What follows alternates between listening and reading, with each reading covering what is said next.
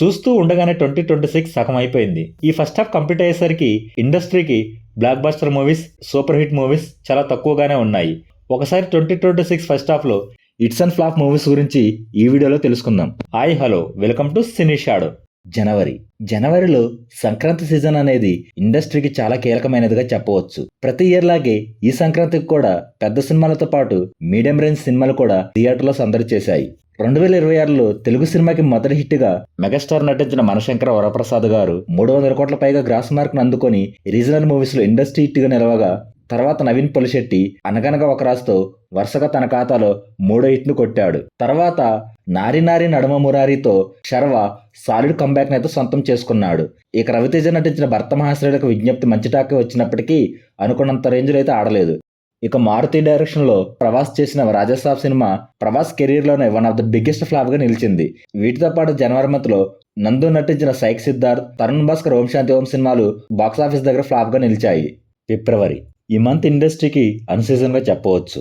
ఈ మంత్ లో రిలీజ్ అయిన సినిమాలను చూసుకుంటే భూమిక నటించిన ఇఫోరియా, విశ్వక్సేన్ ఫంకీ, బరాబర్ ప్రేమిస్తా, సీతా పయానం, విష్ణు విన్యాసం, కపిల్ ఫ్రెండ్లీ వంటి సినిమాలు రిలీజ్ అయ్యాయి. వీటిలో విష్ణు విన్యాసం పర్వాలేదు అనిపించగా Kapil friendly almost hit mark ను అందుకుంది.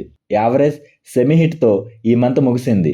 మార్చ్ మంత్ లో సాంప్రదాయని, సుప్పిని, శుద్ధపూసని, మృత్యుంజయ, బ్యాండ్ మేళం, ఉస్తాద్ భగత్ సింగ్ వంటి సినిమాలు రిలీజ్ అయ్యాయి.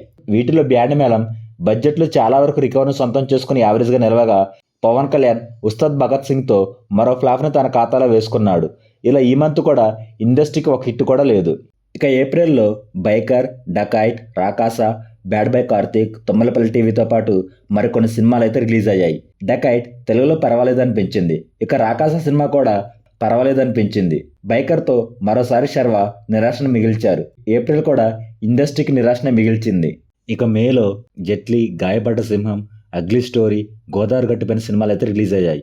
వీటిలో గోదావరి గట్టుపైన సినిమా యావరేజ్గా నిలిచిన మిగతా సినిమాలు ఫ్లాప్గా మిగిలాయి. ఇక జూన్లో పెద్ది, దివానా, మా ఇంటి బంగారం, సంగీతం, ట్రాన్స్ఫర్ త్రిమూర్తులు రిలీజ్ అయ్యాయి. వీటిలో మా ఇంటి బంగారం సినిమా బ్రేక్ ఈవెన్ కంప్లీట్ చేసుకుని బ్లాక్ బస్టర్గా నిలిచిన ఈ సినిమా 100 కోట్ల పైగా గ్రాస్ మార్కును అందుకుంది. ఇక Peddi almost break even complete చేసుకోగా, దివానా మంచి టాకే వచ్చినప్పటికీ అనుకున్నంత రేంజ్లో అయితే కలెక్షన్ రాబట్టలేకపోయింది. జనవరిలో హిట్స్ చూసిన ఇండస్ట్రీ మళ్ళీ హిట్ కోసం జూన్ వరకు ఆగవలసి వచ్చింది.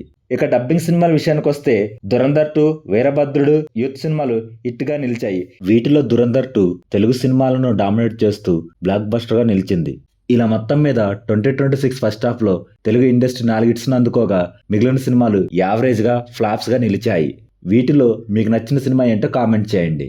2026లో సెకండ్ హాఫ్ లో రాబోతున్న సినిమాల గురించి మరొక వీడియోలో తెలుసుకుందాం. ఈ వీడియో కనుక మీకు నచ్చినట్లయితే ప్లీజ్ షేర్ అండ్ సబ్స్క్రైబ్ చేయండి. Thank you for watching.